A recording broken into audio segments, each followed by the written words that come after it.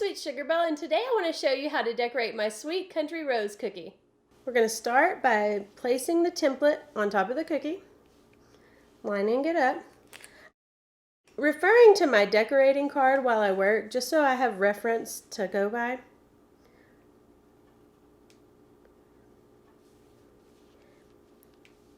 The only thing that I'm marking at this point is the line where the petals meet the leaf, so you can kind of see where to outline as you go around the cookie. We'll add the details later on the top layer of icing. Let's start by outlining the cookie. Find your starting point. I like corners. We're going to go around the cookie.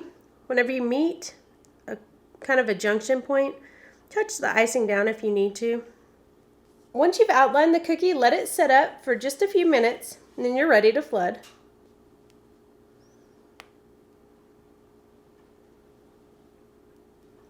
I like to go around the outside edge of the cookie first.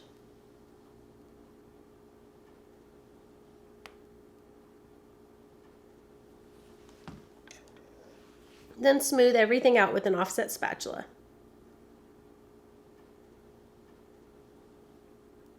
The offset spatula is great because it helps you take out air bubbles and helps you get an invisible outline because you can draw the flood icing out over the edge of the outline. And at this point, you need to let the icing set for maybe 5 or 10 minutes, just enough time that we can create a dimensional effect whenever we add the leaf. So I have one here that's dried. Now we're going to add the leaf. I'm using what I call a 20-second consistency icing, and basically it's thin enough to flood, but thick enough that it doesn't run off the side of the cookie. So we've got the leaf filled in. And at this point, this cookie needs to dry completely, which can be 8 to 10 hours or overnight, depending on where you live. Let's finish up by adding the final details. We're going to use the template again, so we have lines to follow whenever we add the outlines or add the finishing touches. So line the template up on top of the cookie. And again, I'm following my instructions, so I know where to put the lines.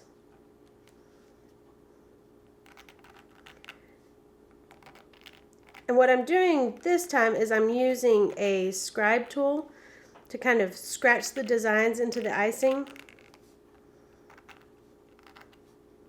and brush away any excess icing. Then you come back with the piping icing and go over the lines that you marked to finish up. So I'm doing the center first. And I am referring to my decorating card also. That's a good reference if you get lost or you don't feel comfortable. Then I'm going to outline the cookie again just to kind of finish it up or clean it up and fill out the design.